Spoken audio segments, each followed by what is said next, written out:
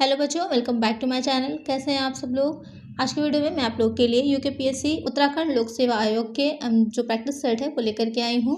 मैंने पहले भी 2 प्रैक्टिस सेट इस पर अपलोड किए हैं, इसमें मैंने काफ़ी अच्छे से एक्सप्लेन किया था आप लोग को जो इंपॉर्टेंट क्वेश्चंस हैं, साथ ही जो उसका एक्सप्लेनेशन है उससे भी कुछ क्वेश्चंस आप लोग के निकल के बनते हैं, तो उनको अच्छे से समझ लीजिएगा और देख लीजिएगा। उसका लिंक मैंने डिस्क्रिप्शन में दे दिया है।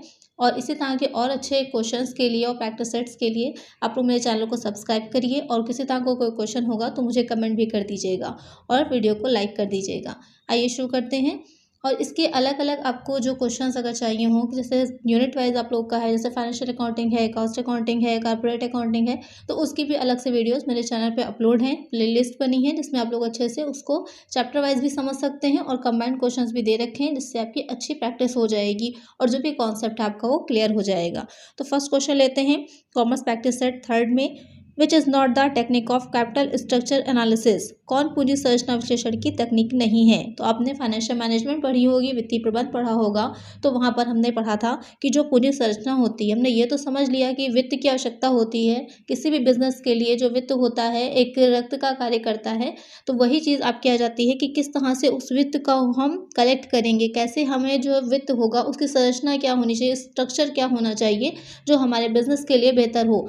क्योंकि जब स्टार्ट में हम बिज़नेस शुरू कर रहे होते हैं, वहाँ पर हमें फाइनेंस का बहुत ध्यान रखना होता है कि किस सोर्स से, किस सोर्सेज से हम कलेक्ट करें, क्योंकि उसकी भी अपनी कॉस्ट आती है, उसके भी अपने हमें रिटर्न देना होता है। तो उसी चीज़ का टेक्निक का विश्लेषण करना कि कौन सी बेस्ट रहेगी, कौन सी टेक्निक्स होती हैं।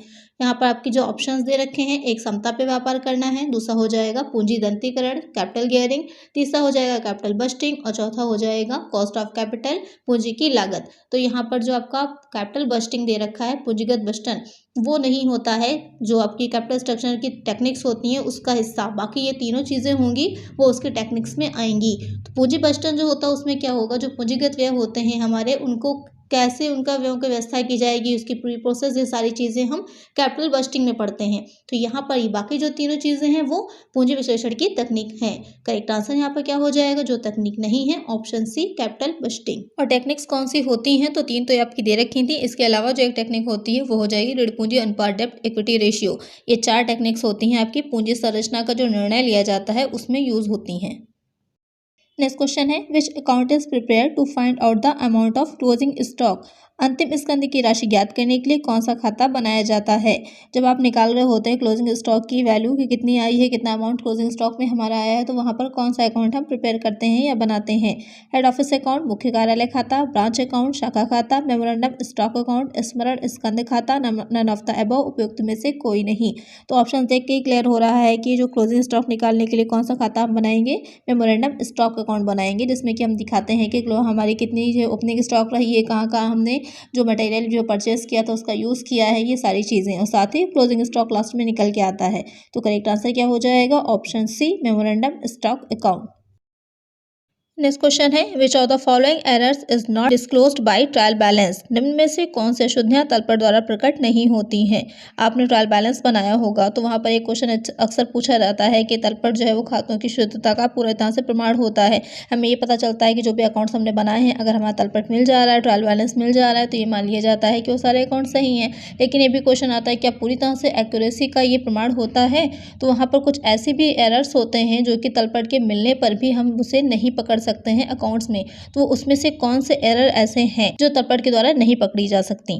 कंपनसेशन एरर्स, क्षतिपूरक अशुद्धियां, एरर ऑफ प्रिंसिपल्स, सैद्धांतिक अशुद्धियां, एरर्स ऑफ ओमिशन, भू संबंधी अशुद्धियां, ऑल ऑफ द अबव, उपयुक्त सभी। तो ये तीनों ही जो अशुद्धियां दे रखी हैं, एरर्स दे रखे हैं, इन तीनों को ही नहीं पकड़ा जा सकता है अगर तलपट हमारा मिल भी जा रहा है तब भी। कैसे, क्योंकि क्षतिपूरक अशुद्धियां क्या होती हैं, थोड़ा समझ लेते हैं। क्षतिपूरक अशुद्धियां एक कंपनसेटिंग एरर्स नाम से ही क्लियर है। एक में हमने घटा दिया, दूसरे में हमने बढ़ा दिया। सपोज कर लीजिए हमने जब एंट्री करी थी तो वहाँ पर एंट्री करते टाइम हमने जो है 300 रुपये कहीं पर डेबिट में दिखाना भूल गए थे और उसको हमने क्रेडिट में 300 रुपये कम कर दिए किसी अन्य खाते के, तो दोनों में क्षतिपूरक अशुद्धि हो जाएगी। तो यहाँ पर हमारे जो टोटल निकल के आएगा उस पर कोई भी इफेक्ट नहीं पड़ेगा। नेक्स्ट नेक्स्ट है आपका जो प्रिंसिपल सैद्धांतिक अशुद्धियाँ होती हैं कि अगर किसी तरह से जो हमारे डबल एंट्री सिस्टम्स होता है उसके कुछ प्रिंसिपल्स होते हैं, तो उन प्रिंसिपल्स में अगर हमने कहीं पर कुछ गलती कर दी है, जैसे कपड़े के व्यापारी ने फर्नीचर नगद खरीदा है, लेकिन जर्नल में जो उसने लेखा किया तो वहाँ पर जो फर्नीचर अकाउंट था उसको डेबिट करना था और जो कैश अकाउंट था उसको क्रेडिट करना था, लेकिन उसने क्या किया वहाँ पर फर्नीचर जो अकाउंट था उसको डेबिट करने के स्थान पर जो परचेज अकाउंट था उसको डेबिट कर दिया और कैश अकाउंट को क्रेडिट कर दिया। तो यहाँ पर जो ऐसी अशुद्धि होगी वो तलपट से नहीं पकड़ी जा सकती, क्योंकि यहाँ पर उसने क्या किया है, जो रूल्स होते हैं अकाउंट्स में जो है एंट्री करने के 3 तरह के अकाउंट्स होते हैं, जो उसके अकाउंटिंग रूल्स होते हैं उसमें उसने जो है सैद्धांतिक अशुद्धि कर दी। एंट्रीज में ही गड़बड़ हो गई है तो आगे के अकाउंट्स में भी पोस्टिंग उसी के अकाउंटिंग होती चली जाएगी, तो जिससे वो वहाँ पर टोटल में हमारा कोई इफेक्ट नहीं आएगा और हम उसे ट्रायल बैलेंस से नहीं पकड़ पाएंगे।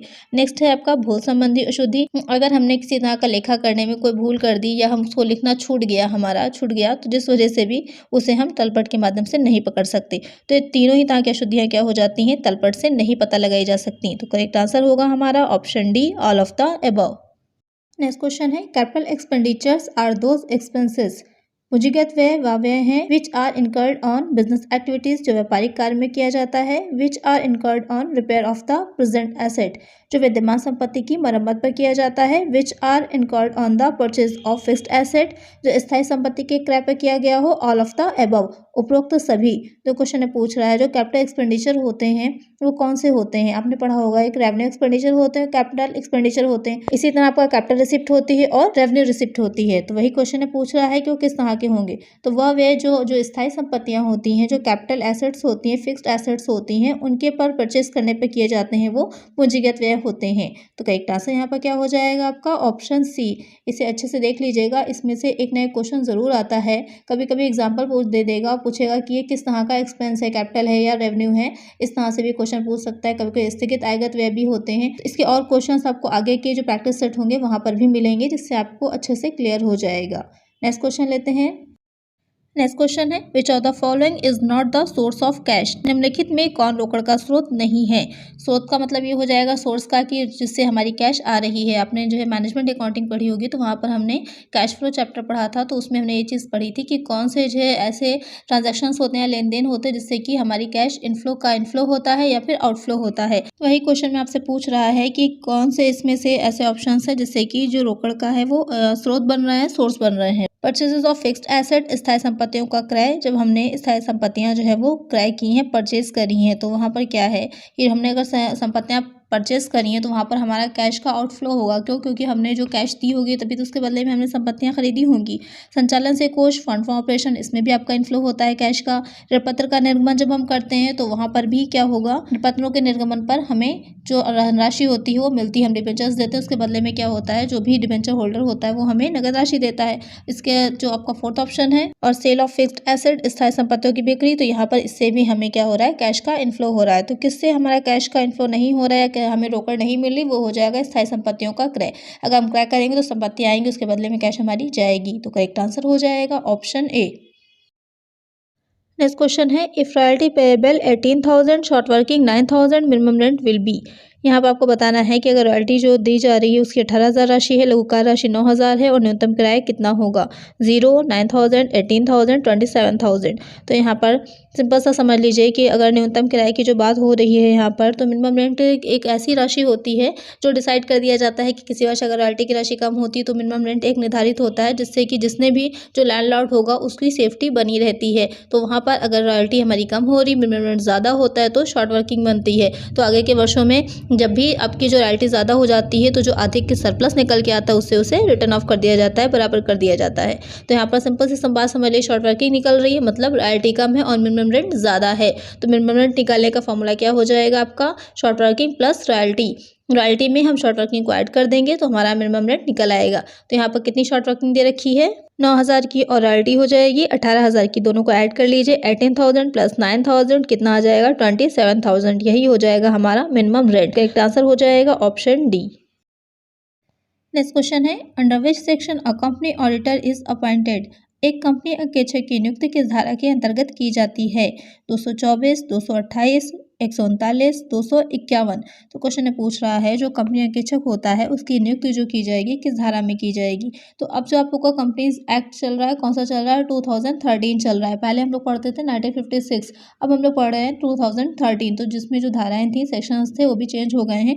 तो आप लोग भी ध्यान से देख लीजिएगा कि एक कंपनी अंकेक्षक की जो नियुक्ति की जाती है वो धारा 139 139 के अंतर्गत की जाती है। तो यहाँ पर करेक्ट आंसर हो जाएगा ऑप्शन सी। नेक्स्ट क्वेश्चन है discount allowed on the reissue of forfeited shares can not exceeded. सब शेयरों को पुनः जारी करने पर दी गई छूट अधिक नहीं हो सकती। 10% of the paid up capital, प्रदत्त पूंजी का 10%, 10% ऑफ द कैपिटल रीइश्यूड, पुनः जारी पूंजी का 10%, the amount received on forfeited shares, जब्त शेयरों पर प्राप्त राशि, the amount not received on forfeited shares, जब्त शेयरों पर प्राप्त न हुई राशि। तो क्वेश्चन में पूछ रहा है, आपने शेयर कैपिटल पढ़ा होगा तो वहाँ पर जो अंश होते हैं, अगर जो उनकी याचना की जाती है, अगर याचना की राशि वापस पूरी तरह से नहीं देता है जो शेयर होल्डर होगा, तो उसके जो अंश होते हैं उसका फॉरफिचर हो जाता है, हरण हो जाता है। और कभी कभी उन जो हमने अंशों को हरण किया है उनको पुनः जारी किया जाता है, री इशू किया जाता है। तो वही क्वेश्चन पूछ रहा है कि जब हम उन अंशों को री इशू करते हैं फॉरफिटेड शेयर्स को, तो वहाँ पर जो उसकी राशि होती है दोबारा जारी करने पर उसमें जो छूट होगी वो कितनी से अधिक नहीं हो सकती। वो हो जाएगा the amount received on forfeited shares. जब्त शेयरों पर जितनी धनराशि प्राप्त हुई होती है उससे अधिक छूट हम नहीं दे सकते। तो करेक्ट आंसर यहाँ पर क्या होगा हमारा, ऑप्शन सी। नेक्स्ट क्वेश्चन है the term fund as used in fund flow analysis means. कोष प्रवाह विश्लेषण में प्रयुक्त कोष शब्द का आशय है cash only, total assets, general reserve, current asset minus current liability. तो जो फंड शब्द का यूज़ किया जाता है यहाँ पर पूछ रहा है कि उससे क्या मतलब होगा। तो जो फंड होगा, कोष होता है, उसमें ये देखा जाता है कि कितना हमारा फंड का इनफ्लो हुआ है या आउटफ्लो हुआ है। तो कोष से यहाँ पर मतलब हो जाता है जो करंट एसेट होती है उसमें से करंट लायबिलिटी को हम लेस कर देते हैं। आपने जो फंड फ्लो स्टेटमेंट पढ़ा होगा तो सबसे पहले हम चेंजेस इन वर्किंग कैपिटल बनाते हैं। तो वहाँ पर हम ये देखते हैं कि करंट एसेट कितनी थी, अब पिछले वर्ष में कितनी थी, अब कितनी हो गई है, उसका चेंजेस कितने आए हैं, उसी के अकॉर्डिंग हम निकालते हैं कि कितना जो है कैश हमारी लास्ट में जो वर्किंग कैपिटल है उसका क्या इफेक्ट पड़ा है। तो यहाँ पर जो कोष शब्द का अर्थ हो जाता है current asset minus current liability से होता है। तो करेक्ट आंसर होगा ऑप्शन डी। नेक्स्ट क्वेश्चन है which type of audit is conducted through out the year. किस प्रकार का अंकेक्षण वर्ष भर चलता है। एनुअल ऑडिट, वार्षिक अंकेक्षण, इंटरिम ऑडिट, अंतरिम अंकेक्षण, कंटिन्यूअस ऑडिट, चालू अंकेक्षण, कंप्लीट ऑडिट, पूर्ण अंकेक्षण। तो क्वेश्चन पूछ रहा है कि किस तरह का जो अंकेक्षण होता है वो वर्ष भर चलता रहता है। नाम से ही क्लियर है कि जो आपका लगातार चलता रहेगा, जो वर्ष भर चालू रहेगा, तो कौन सा अंकेक्षण हो जाएगा, वो कंटिन्यूअस ऑडिट, चालू अंकेक्षण हो जाता है।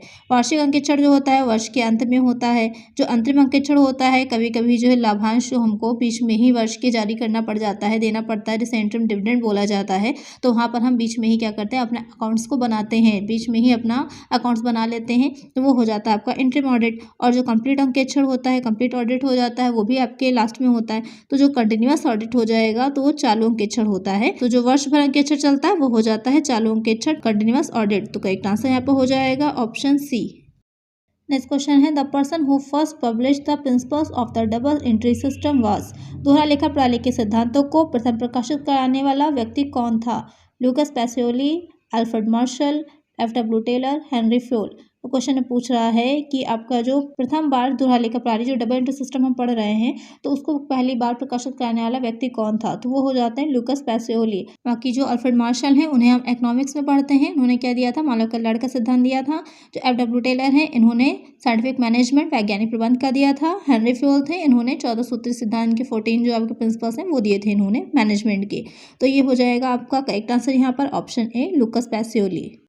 नेक्स्ट क्वेश्चन है an agreement without consideration is. प्रतिफल रहित ठहराव है valid, voidable, void, none of the above.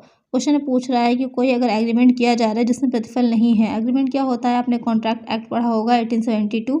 तो वहाँ पर हमने पढ़ा था कि जो दो व्यक्ति होते हैं, एक पार्टी जो होती है दूसरी पार्टी को, एक पक्षकार दूसरे पक्षकार के सामने कोई प्रपोजल रखता है, प्रस्ताव रखता है, दूसरा पक्षकार उसे स्वीकृत कर लेता है, एक्सेप्ट कर लेता है। तो क्या बन जाता है, वो वचन बन जाता है, प्रॉमिस बन जाता है। और वचनों का समूह जो एक दूसरे के लिए प्रतिफल होता है जिसमें कंसिडरेशन होता है वो क्या बन जाता है, एग्रीमेंट। और वही एग्रीमेंट, वही समझौता या ठहराव जब कानून के द्वारा, राजनियम के द्वारा परिवर्तनीय होता है, इन्फोर्सेबल होता है, तो क्या बन जाता है, अनुबंध बन जाता है, कॉन्ट्रैक्ट बन जाता है। तो यही क्वेश्चन आपसे पूछ रहा है कि अगर कोई ऐसा ठहराव किया गया है जिसमें प्रतिफल नहीं है तो वो ठहराव क्या होगा। तो इस तरह का ठहराव क्या हो जाता है, व्यर्थ हो जाता है। प्रतिफल होना एक दूसरे के लिए बहुत ही इंपॉर्टेंट होता है। आप तभी तो कोई एग्रीमेंट या कभी तभी कोई जो है कॉन्ट्रैक्ट किसी के साथ करना चाहेंगे जब उसमें आपको कुछ मिल रहा हो, एक सामने वाले व्यक्ति को भी और आपको भी, तभी तो आप उसके साथ कोई कॉन्ट्रैक्ट करना चाहेंगे। सिर्फ एक तरफ़ा अगर उसको फ़ायदा हो रहा है या सिर्फ आपको फ़ायदा हो रहा है तो कोई भी जो है ठहराव वो नहीं करेगा, या अगर इस तरह से कोई भी एक्सेप्टेंस स्वीकृति ली जाएगी तो फिर वो फ्री कंसेंट नहीं होगा, किसी न किसी तरह का दबाव डाल के अनुचित प्रभाव है फ्रॉड करके ली जा रही होगी। तो यहाँ पर जो करेक्ट आंसर है कि प्रतिफल रहित ठहराव है वाइड, तो करेक्ट आंसर हो जाएगा ऑप्शन सी।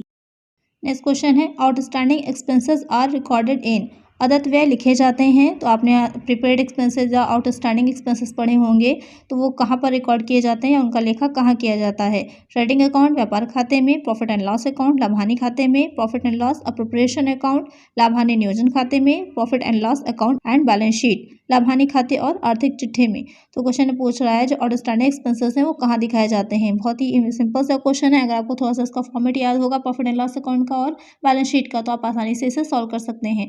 तो ये किसमें दिखाया जाता है, इसे हम बैलेंस शीट में भी दिखाते हैं और प्रॉफिट एंड लॉस अकाउंट बनाने में भी हम जो ग्रॉस प्रॉफिट निकाल रहे होते हैं और साथ ही बैलेंस शीट जब एक स्टेटमेंट बना रहे होते हैं, दोनों में ही हम इसको रिकॉर्ड करते हैं। तो करेक्ट आंसर इसका क्या हो जाएगा, ऑप्शन डी। आप लोग मुझे कमेंट करिएगा कि इसे बैलेंस शीट में एसेट साइड दिखाया जाता है या फिर लायबिलिटी साइड, किस साइड में हम आउटस्टैंडिंग एक्सपेंसेस को दिखाते हैं। करेक्ट आंसर यहाँ पर जो होगा वो होगा ऑप्शन डी।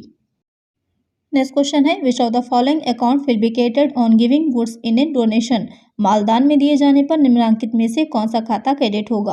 अक्सर जो होता है, जो माल होता है मुफ्त नमूने के तौर पर या विज्ञापन में या फिर दान में दिया जाता है, तो वहाँ पर हम एक एंट्री करते हैं, तो वही पूछ रहा है कि कौन सा खाता जो होगा वहाँ पर क्रेडिट होता है। सेल्स अकाउंट विक्रय खाता, परचेज अकाउंट क्रय खाता, डोनेशन अकाउंट दान खाता, कैश अकाउंट रोकड़ खाता। तो इस तरह के जो एंट्रीज होती हैं, अगर हम फ्री सैंपल के तौर पर दे रहे हैं तो free sample account debit to purchase account हो जाता है, चैरिटी में दे रहे होते हैं तो charity account debit to purchase account हो जाता है। तो यहाँ पर माल जो दान में दिया जा रहा है तो यहाँ पर चैरिटी अकाउंट डेबिट हो जाएगा और जो परचेजेस अकाउंट होगा वो क्रेडिट हो जाएगा। तो यहाँ पर क्रेडिट आपसे पूछ रहा है तो कौन सा खाता हो जाएगा, परचेज अकाउंट। करेक्ट आंसर क्या होगा, ऑप्शन बी। नेक्स्ट क्वेश्चन है आरटीजीएस स्टैंड्स फॉर, आरटीजीएस का तात्पर्य है real time grab settlement, real time gross settlement, role time gross settlement, real table gross settlement. तो क्वेश्चन पूछ रहा है जो आरटीजीएस होता है उसका मतलब क्या हो जाएगा। तो आरटीजीएस की फुल फॉर्म अगर हम देखें तो हो जाती है रियल टाइम ग्रॉस सेटलमेंट। इसमें रहता है कि हम अगर इंडिया में ही किसी एक बैंक से दूसरे बैंक में पैसे ट्रांसफ़र करना चाहते हैं तो स्पीड में आसानी से पैसों को हम ट्रांसफ़र कर सकते हैं। तो यहाँ पर करेक्ट आंसर है ऑप्शन बी। आज की वीडियो में इतना ही। आई होप आपको वीडियो अच्छी लगी होगी। अगर वीडियो अच्छी लगी हो तो वीडियो को लाइक कर दीजिएगा और चैनल को सब्सक्राइब नहीं किया है अभी तक तो जल्दी से चैनल को सब्सक्राइब भी कर दीजिए। साथ ही नोटिफिकेशन बेल को भी ज़रूर ऑन कर दीजिएगा और वीडियो को अपने फ्रेंड्स के साथ शेयर कर दीजिएगा। मिलते हैं नेक्स्ट प्रैक्टिस सेट में। और अगर किसी तरह का कोई क्वेश्चन आ रहा हो या कुछ समझ में नहीं आ रहा हो तो मुझे कमेंट कर दीजिएगा, मैं नेक्स्ट वीडियो में उसका आंसर दे दूँगी। मिलते हैं नेक्स्ट वीडियो में। Thank you.